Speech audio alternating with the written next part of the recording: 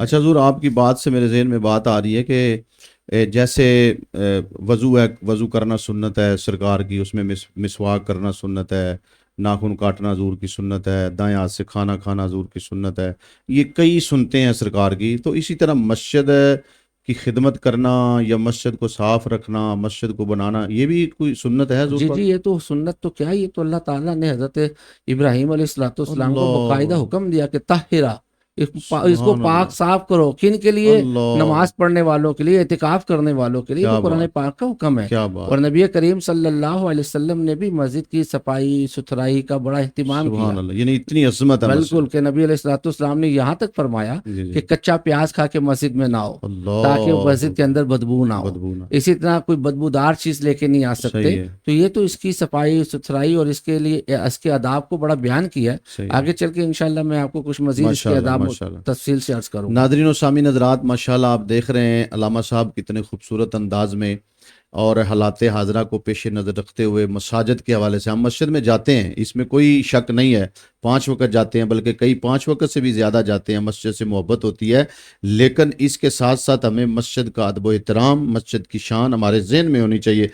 حضور ماشاءاللہ بڑے خوبصورت انداز سے آپ نے مسجد کی عظمت اور شان بھی بیان فرمائی، اور مسجد کے متعلقہ جو سوالات ہیں اس بارے بھی ہمیں آگاہ کیا. قبلہ اکثر مساجد میں آج کل بھیک مانگنے والے بہت ہوتے ہیں، ہر نماز پہ کھڑا ہو جاتا کوئی نہ کوئی بھیک مانگتا ہے.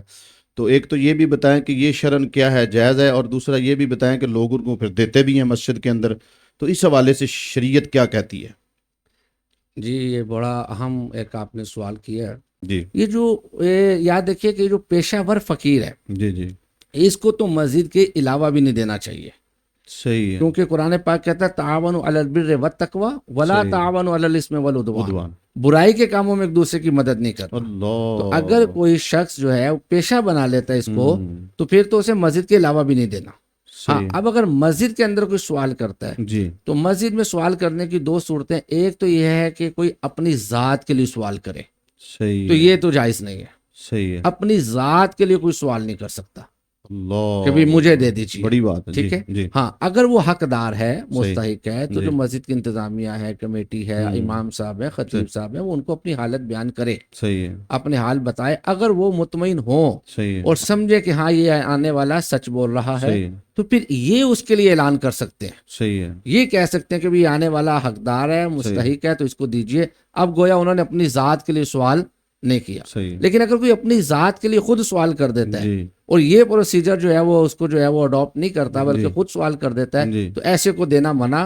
بلکہ اعلیٰ حضرت رحمۃ اللہ تعالی علیہ فتاوی رضویہ فرماتے ہیں کہ اگر ایسے کسی شخص کے سوال کرنے پر، جس نے مسجد میں اپنی ذات کے لیے سوال کیا ہوں، اور کسی نے اس کو دیا، صحیح، اور اگر ایک پیسہ دیا نا، ایک پیسہ، جی جی، تو اسے اب لازم ہے کہ مسجد کے باہر جا کے اس کے کفارے میں 70 پیسے اور صدقہ کرے. اللہ، اچھا، کیونکہ مساجد جو ہے وہ ان کاموں کے لیے نہیں بنی بڑی بات ہے کہ سر، آپ اپنے اس کے جو ہے. مساجد تو عبادت، ریاضت اور دیگر اس کے مقاصد ہیں. صحیح ہے، تو اس طرح ایک روایت میں آتا ہے کہ کسی کو دیکھا کہ وہ مسجد میں اپنی کوئی شے تلاش کر رہا ہے، ہوں، تو فرمایا گیا کہ اللہ کرے کہ تجھے تیری یہ شے نہ ملے.